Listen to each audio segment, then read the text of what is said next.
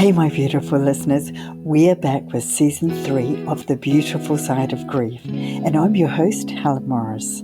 My incredible guests continue to share their own personal stories of grief in so many different forms, and how they have managed to find the positives and beauty from their experiences. And I hope by listening to these honest, heartfelt accounts, you can find the tips, insights, resources, and strategies you need for where you are right here and now.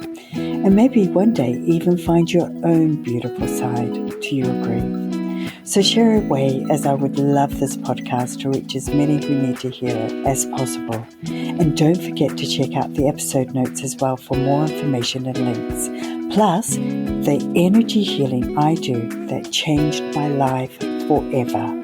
And this season, I'd love to share the affirmations and meditations I'm working on also, so stay tuned for those. Right now, though, my thanks to you for listening in, and let's check out who this week's guest is.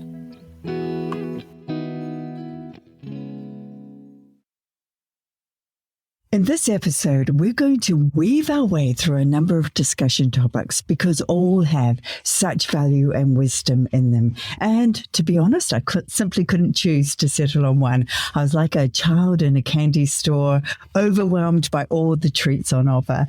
So this is what delving into Carrie Knowles' life is like, a store full of treats. She is a storyteller, a creator, a world traveler, arts advocate, grandmother. She is also an award-winning artist and author of 45 years with a passport she describes the size of a library. Carrie is also someone who has experienced the grief of seeing her mother deteriorate at the hand of Alzheimer's, and someone who has had an incredible connection to a grandmother she never knew. This is going to be a super interesting episode that I hope you will not only enjoy, but get value from. The intention I am setting is for you to be wowed by this wonderful writer and the wisdom she has to share, and how that may help you look at your own situation differently. Delve into some of the wonderful books she has on offer, and perhaps be encouraged to do some writing of your own. Thank you, as always, for listening in.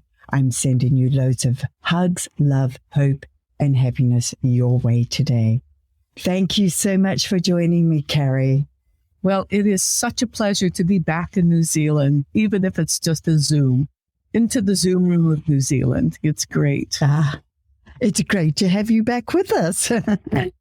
Before we get into your writing and where that has led you, I read that you have a special connection to music. So are you able to share with us your favorite genre and why? Well, that's very interesting. My connection to music has to do with our oldest son. I've always enjoyed music and played music in school. And then our oldest son, Neil, is a classically trained musician, and he lives in Brussels.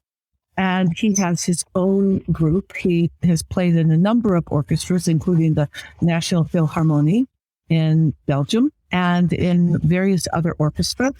And a few years back, he kind of wanted a different life. He thought, I want more. I just want more out of my music.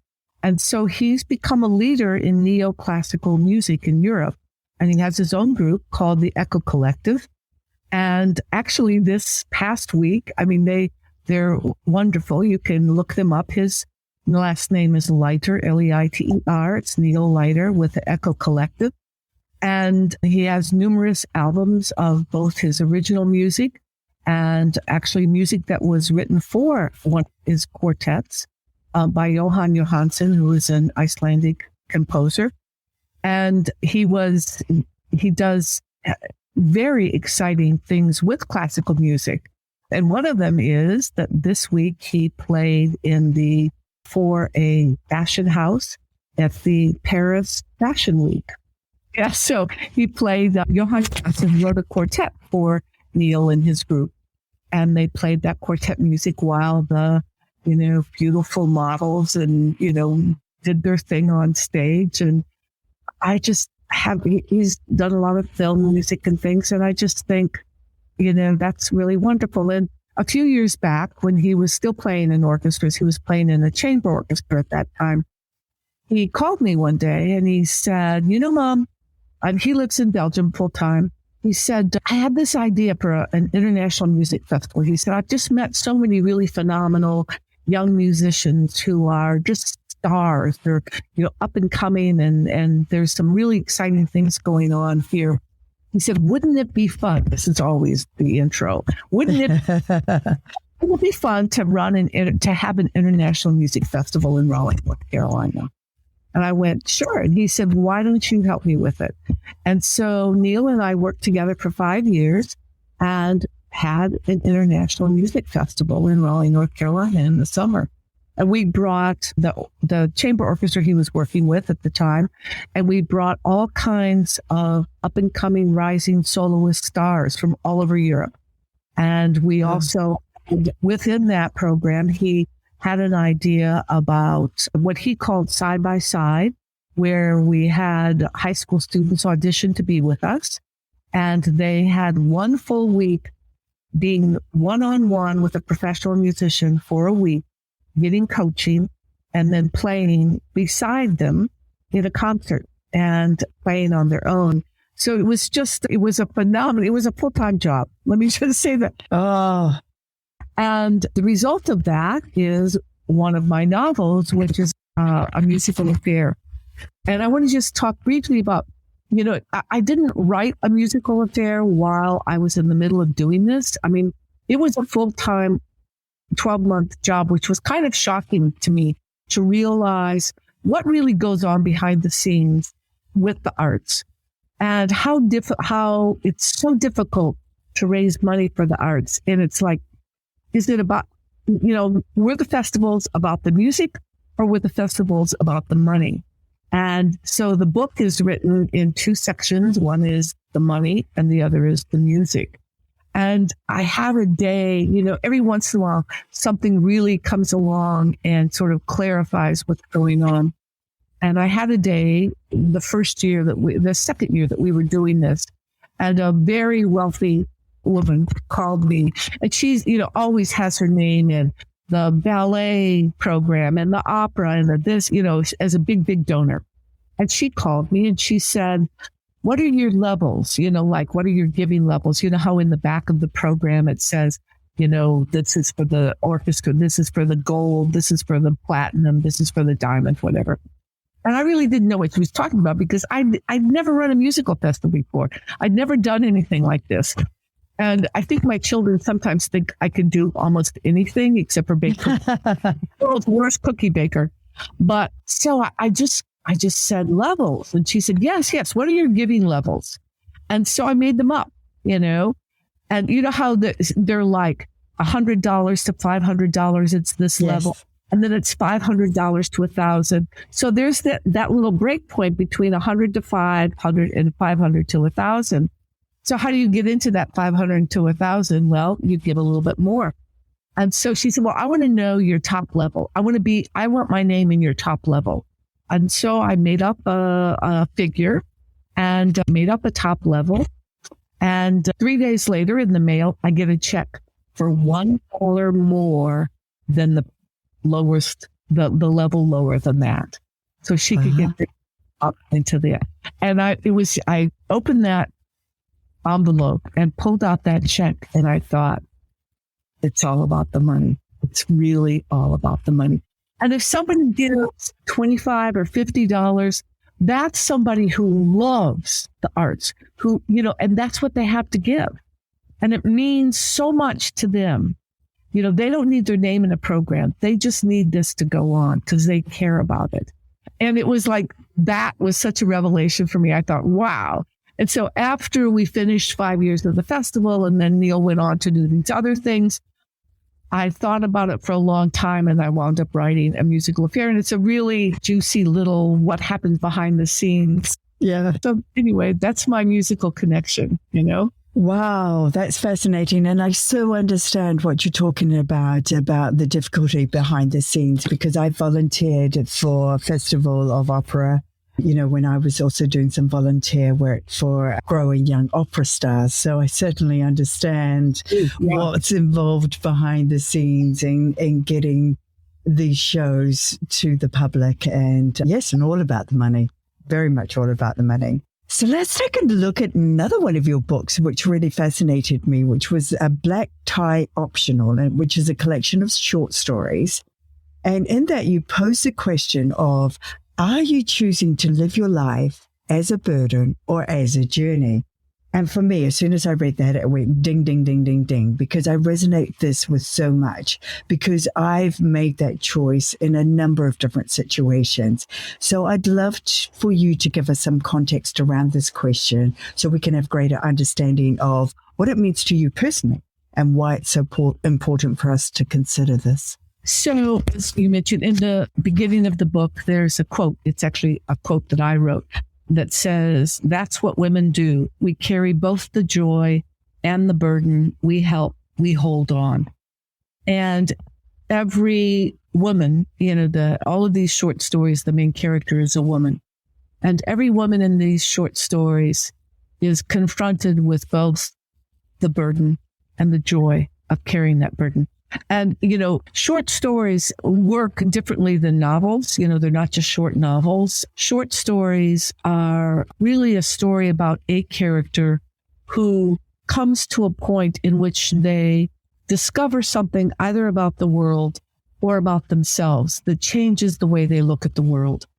And Maxwell, the psychologist, talks about self-actualization, like people who become adults. That's self-actualization is just a fancy term for somebody becomes an adult, And, what strikes me is that when people talk about the glass half full or the glass half empty, that really is the difference between joy and burden.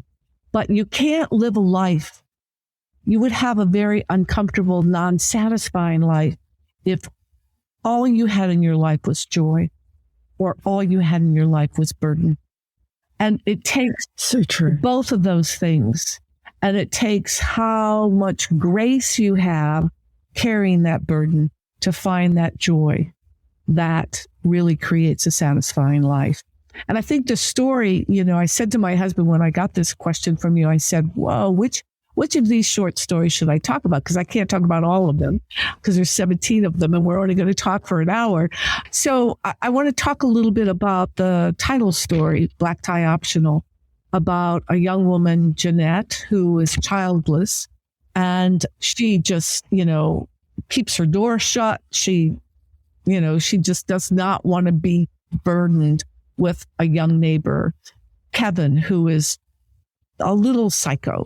He's a little on the spectrum, let's say, and he needs something. His mother is a single mother, and Sunny is always asking Jeanette to help her with something, and Jeanette doesn't want to do it. She doesn't want to be burdened with it. She thinks that Kevin is a pain in the butt, and Kevin has a concert that he needs to play, and Kevin has struggled with school because he's a little ADHD. He's a little on the spectrum. He's a little ADHD. He's just got a whole bundle of trouble. And, he has a single mom and blah, blah, blah. But he loves the clarinet and he plays in the lowest band. He plays in the lowest group. But for him to sit and to just be part of that music is his joy, his big joy. Well, he needs a ride to his concert. He needs a ride. And he needs to ask Jeanette for the ride. And boy, she doesn't want to give it. And in the end, I won't make too much of a spoiler, but he is so proud of being able to play in that band that he wants to wear the tie like the biggest band, the highest band wears. But he doesn't know how to tie that tie. And so she winds up in the end facilitating that to happen. And when she takes that step forward, it's like she opens a door in her life to be connected to somebody else. And so the burden of this kid, all of a sudden, because she's willing to take that step forward, she opens a door to him. She opens a door to herself. all of a sudden that burden becomes a joy. And that, I think, is really how we live more satisfying lives. What stops us? What stops us from taking that step forward, making that connection? What we're afraid. It means exposing ourselves. It means, I don't know. I don't know. I mean, it's hard. I'm not sure because, certainly I take that step as often as I can. But I know there are many people who are afraid of connecting with other people because, like Jeanette, it was like, if she opened that door to Kevin, oh my God, then she would have to do things for Kevin. She would have to have the responsibility of Kevin. And she doesn't want to have the responsibility of Kevin. So for her, it's like, I'm going to keep that door closed. And she actually pretends that she's not home at first so that he'll go away, but he doesn't go away, and he's knocking on the door. And, I think that many people are afraid of having to do for somebody else or connecting. I think connecting is difficult for some people. I think that connecting, it's not difficult for everyone, but it is for some people, And I think it's also about learning to set boundaries as well. Oh, yeah. Yes. So many people are not very good at setting boundaries. So it's an all or nothing situation. Right. Whereas, once you start setting boundaries and start learning to say no to people, right, which is another biggie, then, you start to then have control of the situation rather than feeling out of control and being at the mercy of other people's beck and call. Right. Or that your life. And that gets us to, you asked the question about what does taking care of the caregiver mean? And I think that particularly in the case of Alzheimer's, one of the things that happens is as you're a caregiver and the caregiving is more and more and more demanding as things progress, the caregiver feels at moments, well, this is something I can do and I'm happy to do it. But there are equal moments of I've given so much. Who am I? And, the Alzheimer's book is called The Last Childhood because from onset to death on average with Alzheimer's is 17 years. And that's a childhood. Yes. And this is a story of what you experienced with your own mum, isn't it? Yeah. And so, 17 years of caregiving in which it's downhill all the way, that is draining. That is really very draining. And I had when the book first came out, I traveled all over the country and spoke to medical people and family members and facilities and all kinds of places about issues of Alzheimer's. The book is centered on the impact of Alzheimer's on the family, which that's what was important to me because people were not talking about that. They were talking about how to care for somebody who has Alzheimer's, but they weren't talking about how the impact of Alzheimer's, what that does to the family dynamic, what that does to the family member, what that does to the caretaker. Anyway, I was in Florida, actually, beautiful, beautiful Alzheimer's facility. And I did a week-long seminar there, or I don't know, several day seminar. And there were medical people who came and there were family members who came. And every day there was a woman that always sat in the last chair, the very last chair in the room. And she never asked a question, but she was there every day. And, I would see her. And by the end of the several days that I was there, she was the last person in line for me to sign her book or to talk with her. And everybody else had gone. And she came up to my table. And I looked at her and I said, when did your loved one die? And she said, 3 years ago. And I said, what are you doing here? Why are you here? And she said, I don't know what else to do. My father was dead. I moved in with my mother. I took care of her. I had to give up my job. She said, early on, neighbors brought food. My friends supported me. But 10 years into it, that had all disappeared. And she said, I don't know who I am. I don't know what to do. So I keep coming to these sessions. This was a session to support the family member.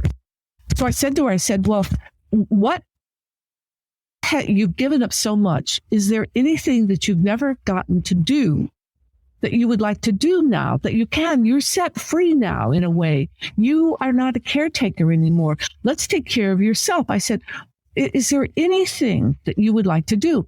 And she said, well, she said, I said, a hobby, anything. And she said, I think I've always wanted to learn to throw pottery. And I said, okay, where do you live? Let me look on my phone. Let's find a community art center and let's see if there's a pottery class. So we found a pottery class and I said, go take this pottery class. She said, I could do that. And I said, of course you can do that. You can do anything you want now. Go do something. So about 6 months later, in the mail, I get this box. And in it is some of the heaviest, most god-awful pottery you've ever seen. But with a little note saying, beautiful. I did it. And what a gift. But she was such an example of having lost everything, piece by piece by piece. She gave up her apartment. She moved in with her mother. She gave up her job because her mother needed more care. She gave up her friends because she didn't have time for them. She gave up everything. She gave up going to church. She gave up whatever she used to do before until there was nothing. And so many people don't understand the huge sacrifices our caregivers are making in that regard, because I truly believe that they are unsung heroes. They often fly under the radar, never really get the acknowledgement or recognition that they need, and often don't get the tools to enable or ensure that they have good self-care for themselves. How did you and your family manage that self-care aspect? Well, my sister was the major caregiver for my mom, and my sister and my mom were in Michigan. And our brothers, we always laugh about the stupid little brothers. And I'm in North Carolina, which is a big distance. It's actually a bigger, it's like going from one end of your island to the other, into the other island, or one end of Australia to the other end of Australia. And I said to my sister from the very beginning when we knew what was going on, I said, look, you're going to wind up being the point person here because mom is closest to you physically, geographically. And I said, but, whenever you can't do this or you need a break or something comes up, you call me and I will be on the next plane up there. I guarantee it. And that's how we did it. And I just flew back and forth whenever, and there were many funny things as to why I had to fly back and forth. But that's how we did it is I would fly back and forth and give her a break and just be a support. My mom did lots of crazy things, which I find out in the book. And we felt like we were always getting called to the principal's office. Your funniest thing was, Lolly called, my sister's Lolly, and she called me. She said, you have to come. I can't do this. I can't do this. And I said, I'll be there. I'll be there tomorrow morning, guaranteed. And so I got there, and what had happened, like many people my mother's age, she had false teeth and, took them out. The nurse probably took them out to clean them, or she cleaned them or whatever. And then she looked at them and it was like she didn't know what they were or whatever. And she put them on the table and walked away from them. Well, everybody in the Alzheimer's wing did the same thing. And then she would walk along and she would see another pair of dentures somewhere and she'd pick them up and mouth, So we had to go. This is true. We had to go to the Alzheimer's home and they had a box full of dentures, and we had to out which ones were our moms. My sister said, I can't do this. And I said, no problem. I'll be there. We'll find them. She had a chip. We'll find them, And we said, get a Sharpie, grab a Sharpie. We're going to write my mom's name, on the palette of these. We're going to be done with this idea. But, that's what you do. Everybody said, well, I don't know what to do. I don't know what to do. And what you do is if that person who's the caregiver used to knit, then you call them up and say, tomorrow evening, after you put your mom to bed, I'm going to come over and we're going to start knitting something. We're going to sit and knit. or if they used to, whatever it is, bake pies or go bowling or, that him back a little bit of the life that they enjoyed before. Yeah. That's taking care of the caregiver is all about, That is so, so important. Now, tell me, because your book has received critical acclaim and it's in the top 100 in relation to people to go and grab if there's some sort of guidance around Alzheimer's, that journey and the caregiver journey. However, can anybody who's in a caregiver situation read your book and be able to use it and apply it to their own life? Is it specific Absolutely. to Alzheimer's, or is it just that caregiving journey? So what I did is my siblings called me and said, okay, we're in the middle of this. This is a mess.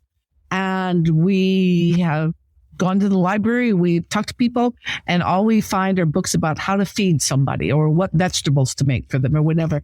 And they said, you're the writer. We want you to write a book about this. And so I had their permission to, and because I was at that time, that's all I've ever done, actually, a few other things, but mostly I just write. And so the combination, and it's done chronologically, you can take the journey with us. And so it's all the things my mom did. And my siblings were so gracious. We didn't do everything perfectly. We made some really bad mistakes and we did some little tricky things. And so interwoven with is medical information, because I had done some medical writing before. So it's a combination of, here's what it looks like when they talk about blah, blah, blah. Here's what this looks like in our home. This is what, we're looking, this is it. This stage, this is what it looks like when you're trying to do it at home. Real life messy scenarios. Exactly. So you go back and forth between what we were experiencing and the medical explanation of it and what's next. So it prepares you for what's next and how this is all going to go about. You'll see if you go online to get the book that there's two different covers. One of them has a picture of my mother, our daughter, and myself outside in a wintry day. And the other one is just purple.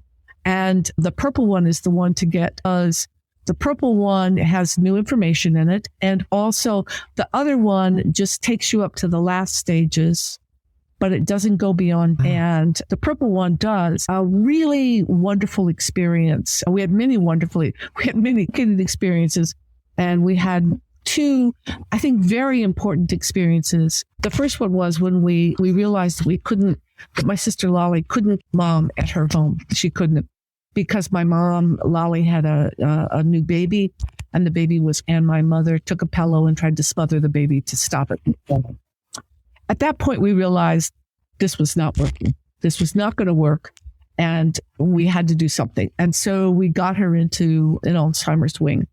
And the director of the Alzheimer's wing, one of the first times we met with her, our two brothers came into town. We did this all as a family.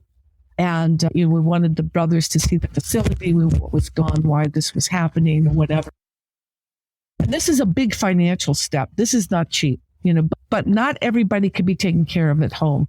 And I think that in a weird way, that was a good thing for us to be able to help other people to make that jump, and what, that decision is such a big one. Because there's so much guilt. Money, finances, but, legal things and whatever. But the director of the Alzheimer's wing and all of our siblings were together. She said, and she said, I'm going to ask you something. Your mom will start with us tomorrow. And she said, and tomorrow night, when you're sitting down to dinner together, she said, I want you to write your mother's obituary now.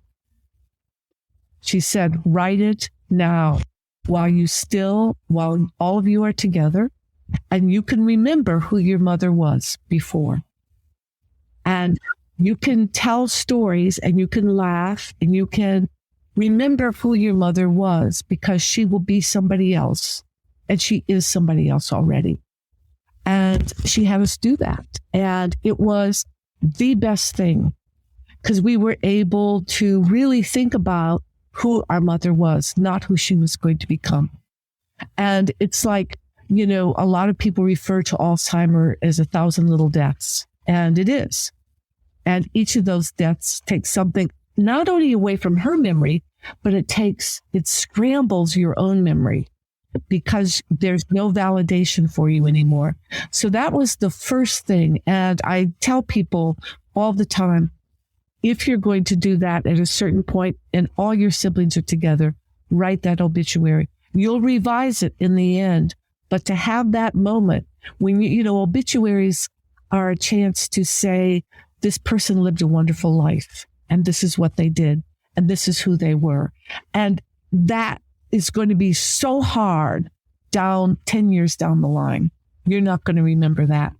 You're just going to remember how hard and expensive and difficult and trying the whole thing was. So that was marvelous. And then the next thing which is why I went back and redid the book, because there was more medical information available as well, was because the funeral director, when my mom died, when we were putting things together for the funeral, he said, and also the other funeral I've ever done, he said, what's important is, he said, it is okay if you feel a sense of relief that you no longer have responsibility. And I thought, thank you. And he said, after all the funeral guests go, do not stay in your house. Go out to dinner together and just celebrate your mother and prepare yourself for the new life you're going to have, full of memories of her as a good person, and you need to go on. And you should not feel guilty that you are relieved. And I thought, thank you. We don't say that to people enough. Yes. We don't stop and say, you don't have to feel guilty about that. You don't have to, you can go on and celebrate your life. Go ahead, do it. I recall a short time ago speaking to somebody whose parent had early onset dementia and the same sort of journey. And I asked that question, did you feel a sense of relief, and was there any guilt wrapped around that? Because that is so important to understand. But, really, by the time you get to that stage, you have to celebrate the great job that you guys have done in getting your parent through to that point. Yeah, it's been tough. It's been unexpected. It's been crazy. It's been all of those things. But you hung in there and you did it. That's right. I think so many of us don't celebrate the things that we are actually doing really, really well. We focus on the things we're not doing so well. Right. And we learn to laugh about the things we did wrong, and we did wrong. But you know what? That's okay. But we did the best we could with what we had to work with. Yes. That's a gold nugget right there. So go with the purple cover. Purple cover. Yep. And I did that so that it was easy to find. And it's just a purple cover. That's it. Beautiful. Now, I want to get into us too, because you write a number of wonderful, wonderful blogs for Psychology Today. And you describe the beautiful story of your granddaughter, Lily, and the deep decision-making process she had at the age of 2 of deciding whether to be a big girl wearing panties or to continue wearing diapers or nappies, as we say here in New Zealand. And that story is such a wonderful example of deciding to live with purpose rather than letting things just happen. So can you just fill in the blanks for us in that story? Sure. So Lily is a very wonderful and imaginative grandchild. I got that. Yeah, it's great. So Lily was, toilet training. Our daughter had gotten a book, the Street book, about, toilet training. And in one of the little characters is learning to use the toilet and big boy panties. And he's visiting with his friend Grover or whatever. And he gets caught up in playing and he has an accident. And, his mother says, that's okay. That was, that was an accident, And so things just happen. The mothers, they just happen. Don't worry about it. So a couple of days, Lily just grabbed onto that idea that things just happen. They just happen. And so all of a sudden things started to just happen in their house. Like she knocked over her milk at dinner time and there was milk all over the table. Her mom said, don't worry about it, Lily, that things just happen, So about that some more, like things just happen. That's okay. Things just happen. So she gets something to eat at dinner one night that she doesn't want, Brussels sprout or whatever. And the dog comes along and Lily takes a Brussels sprout and hands it to the dog and looks up and goes, just happened. Things just happen, And so many, many things began to just happen that should not be just happening. Yes. And so our son-in-law, who's, by the way, very, very brilliant, very tall. He's the dean of the School of Music in Oberlin. He's very serious, and he sits down with Lily and he starts to talk about things that happen, which are accidents, and things that are on purpose. But the on purpose ones, you have to be responsible for those, And so Lily listened and listened and listened. And then she just got up from the couch. She walked across the room. She picked up a toy and she threw it as hard as she could at her dad. And she looked at him and she said, on purpose, She got it. What was an accident and what was on purpose. And we have to, like I said in the article, like in an essay, take a funny bend always. And, we can let lives go on and happen.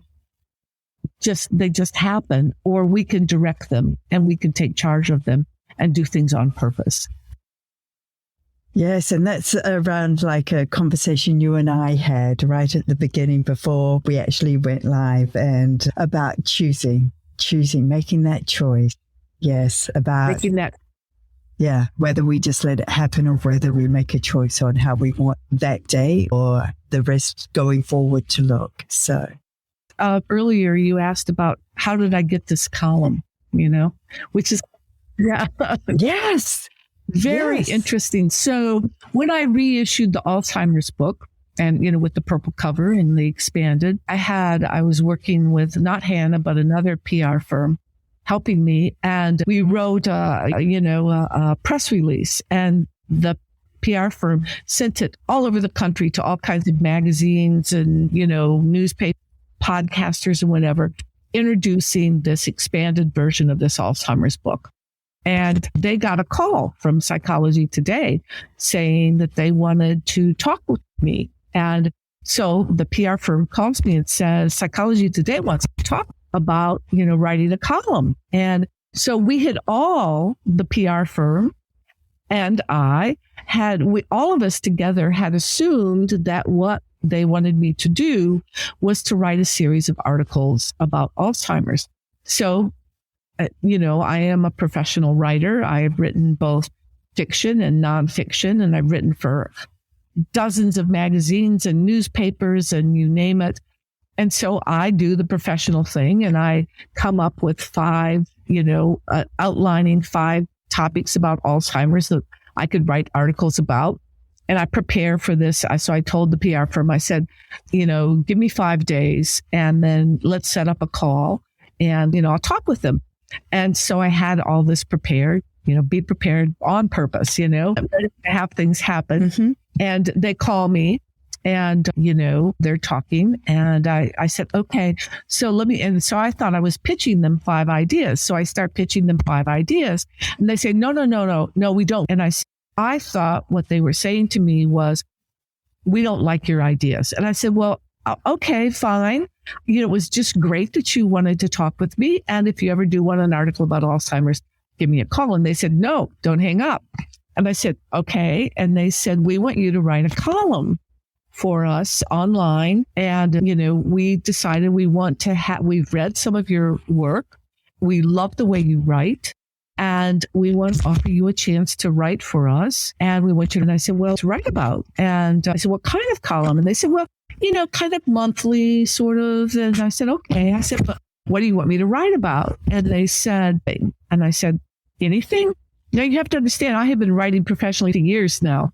And, I said, anything? It's like, define anything for me so I can kind of get a grip on this. Because I'm used to editors giving me an assignment saying, we want, 700 words about this, or we want 1,000 words about that, or could you go interview? So I said, well, what is anything? And they said, anything, really anything. I said, and they said, we want you to write about whatever interests you in the moment. So I went through a couple scenarios with them and they said, yep, we like that. Yep, anything. Except there's 2 things you can't do in your column. And I said, okay, what are they?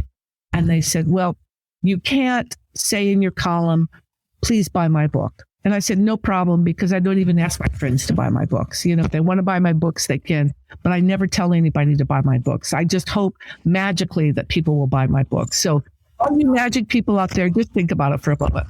And I said, what's the second thing? And they said, you can't write about politics. And I said, that's not a problem, because one of my kids is a political person and I would never write about politics. I wouldn't get in his way. So that I've just stayed clear. I've always stayed clear ever since he got into politics. I've always stayed clear of writing about politics. So a couple of years later, I'd written the column for a couple of years, and I'm up in New York visiting and talking with my editor. And we're having lunch, and she says, we've changed our minds. And I thought, I'm getting fired. I said, you're firing me? And she said, no. And I said, you changed your mind about you. And she said, and furthermore, I'm not a psychologist. And she said, we just want somebody like you to write about everyday things. And I said, okay, fine. So she said, we've changed our minds, and we decided that it would be okay if you wrote about politics. And I said, okay. And that was it. So I've written columns about ripe tomatoes, and columns about M&Ms, and columns about my granddaughter, and columns about whatever, about traveling. And yes. But there's always from the few that I've read, which I absolutely adore, they may be about M&Ms, but there's a deeper message always underlying the lightness that anybody who's listening. I highly recommend you tapping into these, because they're just wonderful. But there's always a deeper message. Thank you. Yeah, that's what my editor said. She made a wonderful comment that, don't be fooled. Don't be fooled by these little essays. She said they will knock you down. That book, it's called Shifting Forward, and it'll come out in May. It'll be available starting in May. Hey, Carrie, look, I'm aware that we're heading right up to the top of the hour, and we'd only sort of planned for this. I don't know if you've got any extra time for us just to, take a quick, your book around that you've written about your grandmother, because honestly, that spoke to me so strongly, what you experienced there, and this whole concept of things coming through our DNA and being expressed. And I think we have more awareness of that today. So do you have a few more minutes to talk about that? However long you'd like. So remember I told you that I came to Australia to be part of that exhibition. Yes. And the title of the exhibition was The Inevitable Past. Which is the title of your book. And right. And so, the theme was the inevitable past. And Trevor, who was the curator of the show, of course, they said, we want you to do something in your artwork and your writing together. And we don't want you to just however, we just want to do something really interesting. And I said, okay, fine. So everybody I think we had about 18 months to get this together, because when you're doing that kind of curated show, you have to they don't want you to just bring stuff you've had before, whatever. So the title was The Inevitable Past. And I was trying to think through that visually, because I am a visual person, and wasn't getting very far. And one day Trevor calls me and said, okay, we've laid out the gallery. Now time is ticking by, and the months are ticking by, and I've got to get this together, and I have not gotten it together. And he calls and said, okay, we've got the gallery, you know, how we're going to do the gallery, and you have a 30-foot wall. And I said, a 30 wall? And he said, yeah, he said, do you want more? And I said, no, of course I don't want more. He said, well, you got 30 feet. So I got off the phone and I thought, oh my gosh. No, there was that I had never dealt with because I didn't have any information. And I'll very briefly, I'm trying to do this as fast as I can. In 1902, a young woman was found badly beaten and unconscious on a train station platform in Macon, Georgia. And the police found her. And she didn't have a suitcase. She didn't have a purse. She didn't have a ticket. She didn't have a wedding ring or the signs that she had been wearing a wedding ring. She had no money, no nothing. She was beaten up. She was unconscious. And the police took her. She never regained consciousness. They took her to the Door of Hope, which was a home for unwed mothers. And this was 1902 in Macon, Georgia. And the doctor came, examined the young woman, realized that she was dying. She wasn't going to make it, made a decision to try to save, did an emergency C-section with an instrument birth. The baby was born. The eyes of the baby's eyes were damaged in the process of the instrument birth, and the baby was my father. And that's a true story. And nobody ever claimed the body. And that's all my father knew. And the matron of the home, she was a widow, and her name was Susan Knowles. And that's where my last name comes from. And she gave him her name. We're not sure, and he's not sure if he was ever legally adopted. She died when he was a teenager, and he was raised in the home for unwed mothers. So she figured that, in the United States, who's your daddy? Who are you? He didn't have any lineage. She didn't know who the mother was. They didn't know who the father was. So he was a bastard child, and he was a blind bastard child. And she decided nobody would adopt him. And that's why she kept him, and she raised him, on her own there. Actually, the nurses or the housekeeper did a lot of raising him. So anyway, hold that thought for a moment. So this woman, who was my paternal grandmother, the mother of my father, has always haunted me. And my siblings as well. We've always talked about, who was she? What a big mystery to grow up with, that you have this myth in your life and you can't explain. And we have no relatives with the last name of Knowles. And so everybody else has, this, my father, blah, blah, blah. We don't know any of that. We don't know any of those things. So there was this big mystery. And also I wondered not only who was my grandmother, but what of my grandmother was me, what me. So there's a new area of genetics called epigenetics that looks at those things that they are, very emotionally charged, that get what is medically referred to as overlaid onto your DNA. It's not the color of your eyes, but it really is. They call it an expression gene. That is, like, why are some people afraid of heights when they've never been high? Why are some people afraid of so-and-so? Why do some people? So there's like this mystery of, well, how does this happen? And so, researchers are beginning to understand that there is this element called epigenetics. And so anyway, I decided to just dive into it because I have this show to do. I wrote the first page of the book. And I realized it was the grandmother speaking. I wanted to hear my grandmother speak. So I let her speak, and I wrote the first page of the book, and I finished that, and I thought about it, and I thought, oh my gosh, she's speaking from the dead. She's speaking to the granddaughter from the dead.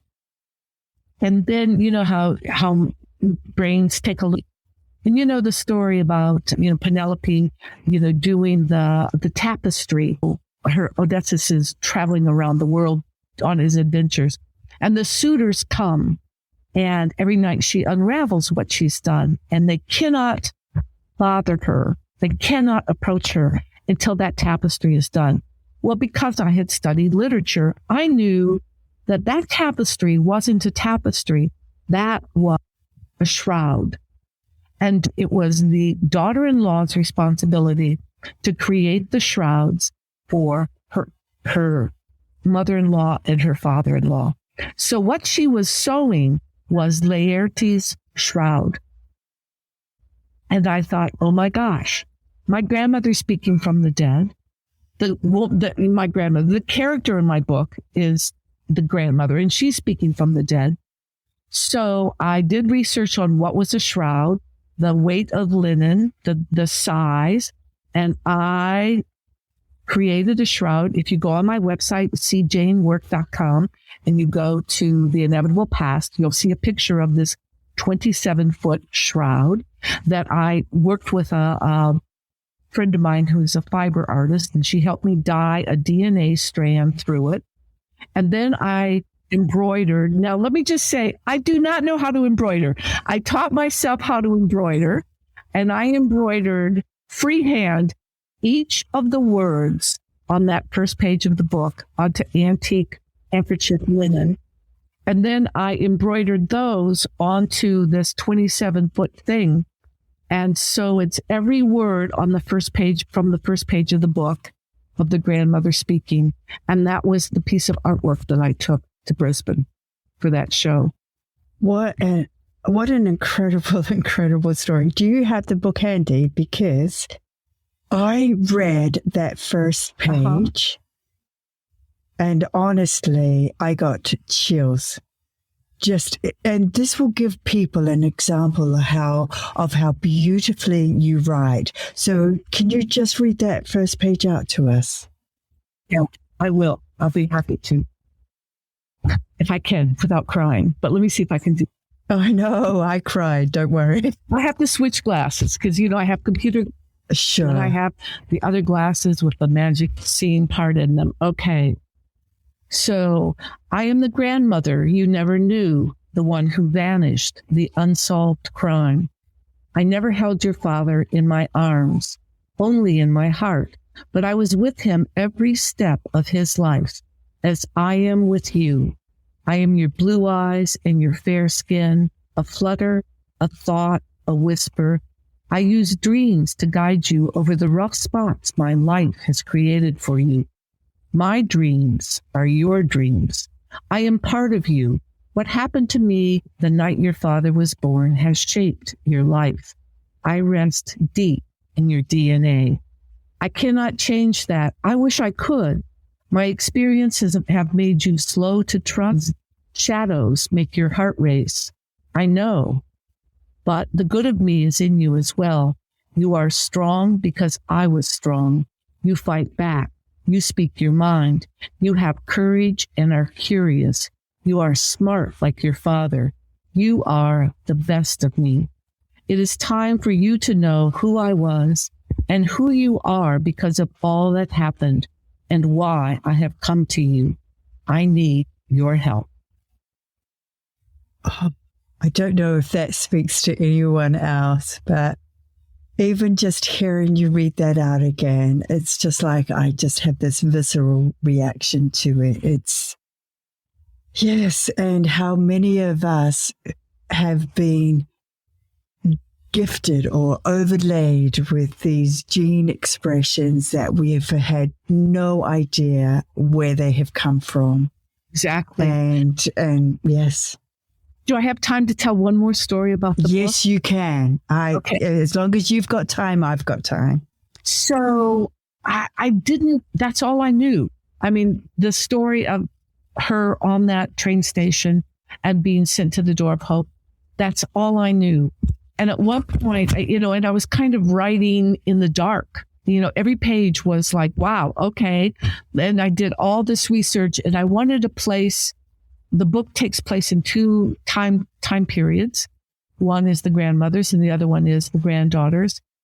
And, I needed more information. So I said to my husband, I have got to go to Macon, Georgia. That's it. I've got to go there. So we went, and I don't know anything about Mrs. Knowles, who gave us our name.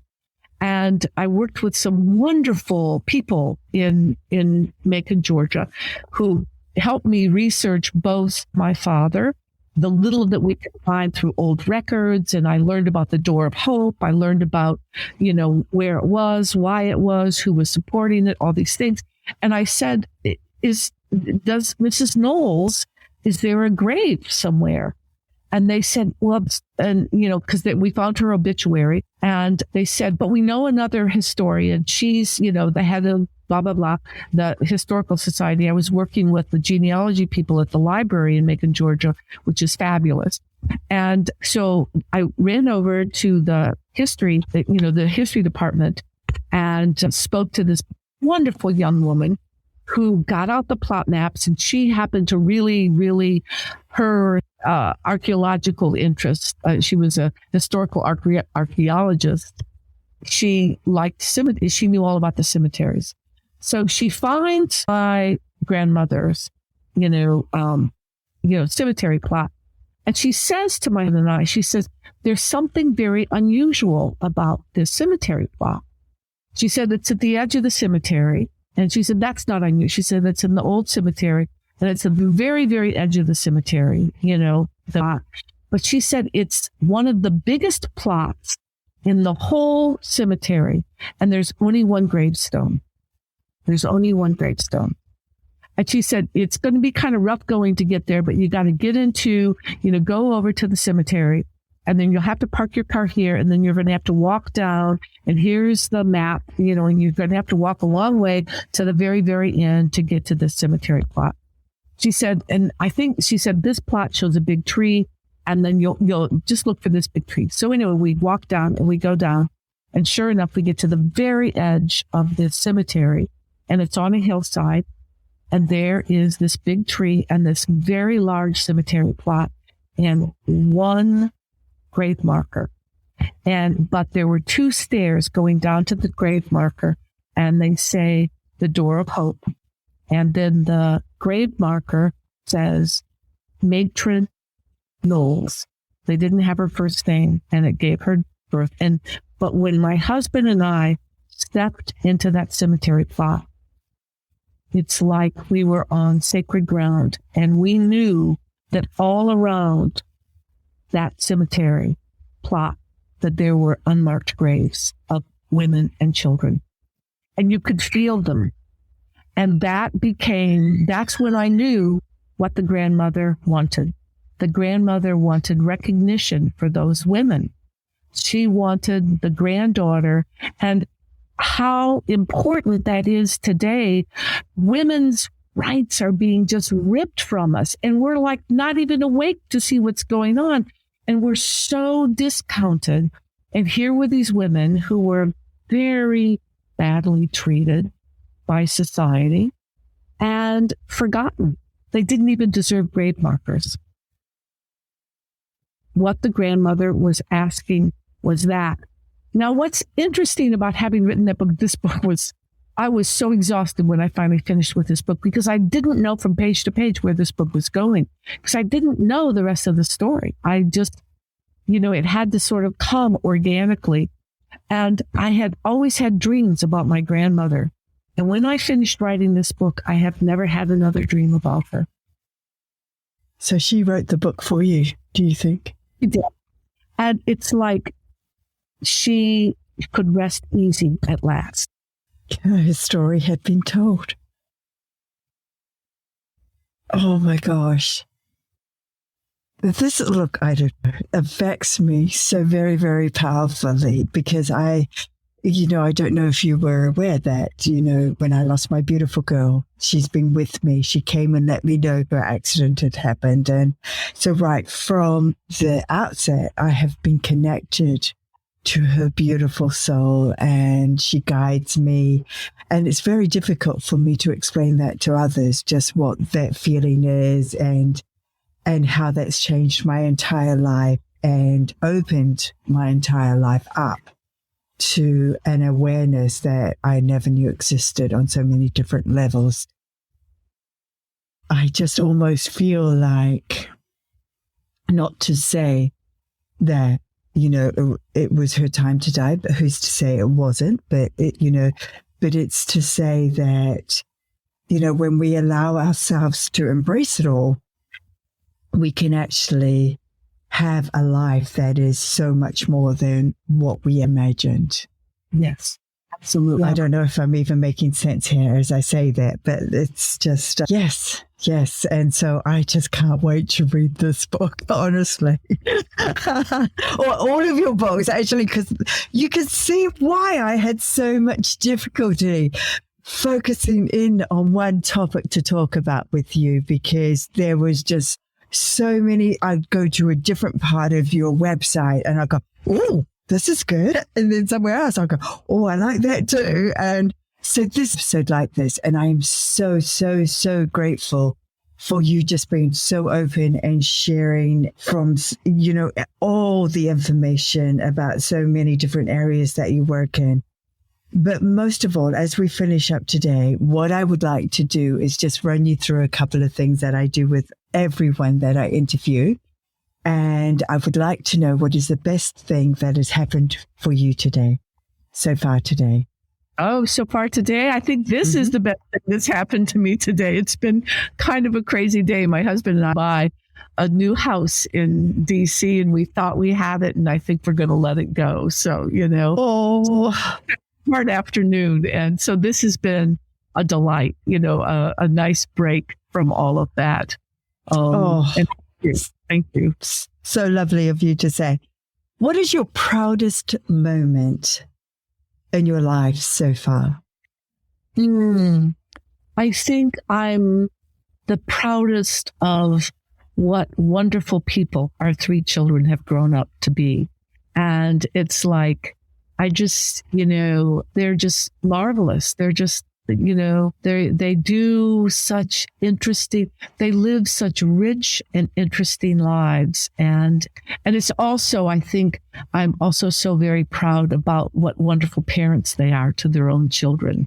And, and that's hard to talk about because, so many people struggle with their kids. And here, we have these bright, shiny lights and it's what a joy, it's just the best. Yes, well, I was, a solo girl, and she was not the easiest of children, let me tell you. But, hand on heart, I can say to you what a privilege it was having that beautiful girl in my life. And even in the most difficult moments, they were the moments where I was from, and that enabled us to have such an incredible relationship together.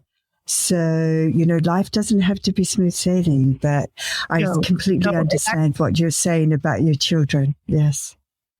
I'm not saying it was smooth sailing. Our youngest child, who is the political person, very successful, when he was younger, growing up, he was, people say, oh, I wish my child was as brilliant as your kid. And I said, no, you don't. Actually, no, you don't, because that comes with a price tag. Let me just explain that to you. That comes with a price tag. And he was so, he was so bright and so, taking it all in and challenging everything. At one point, my husband and I decided that we could never divorce because neither one of us would take him on by ourselves, Too much. When he graduated from high school, in the U.S., he different that he didn't get to pocket there, we don't do that. But senior year, they acknowledge a handful of students with awards. And he received the award from the history department, I think political science department, whatever.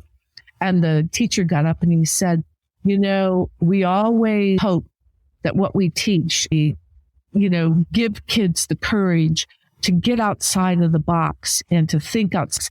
And he said, and then every once in a while, he said, child comes along like this child, and there was no box. He said, the child had no box. And we knew immediately that Art had won that award. We thought, we know who won this award, Yes. He said, yeah. But But children can be that if they are allowed to be that. So that's exceptional parenting, and all the experiences that you have allowed them to have, that is, gotten them to that point. And so you definitely have to feel proud of that. What is your go-to when you have moments in your day that just turn absolutely dark or turn to custard or whatever expression you want to use?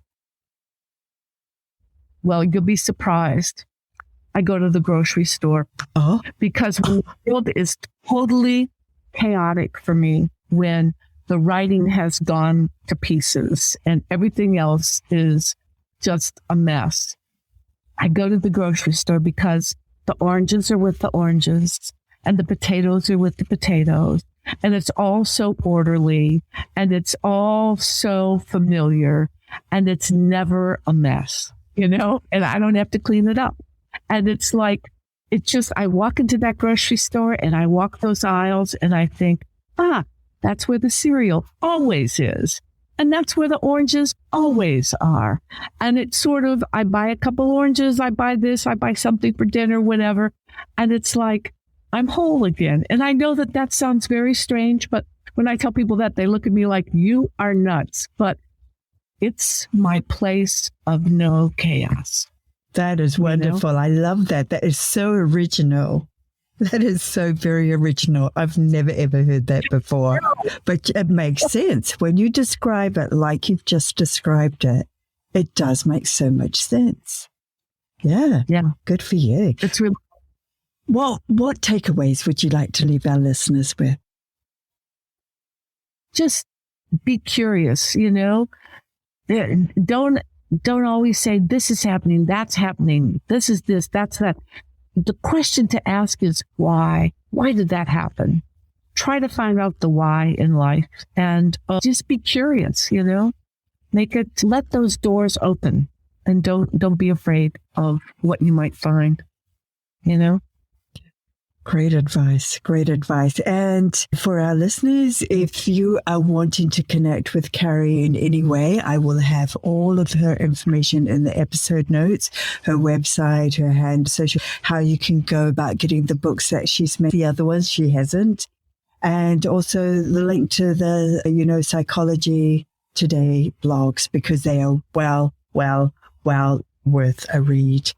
And Carrie, I would like to just thank you so very, very much for being so gracious with your time today and allowing us to go over and be above what we really do, so we could explore the richness of the life with your, the grandmother you never knew, and just giving us an insight into your wonderful life and how you've been able to use that to, live fully, live in the moment, and you to just write exceptional pieces of work. Well, thank you so much. Well, this has been such a pleasure, really such a pleasure. And, I have such wonderful fond memories of both New Zealand and Australia and the time we lived there. And what a nice time to come back and visit again. Thank you. Thank you.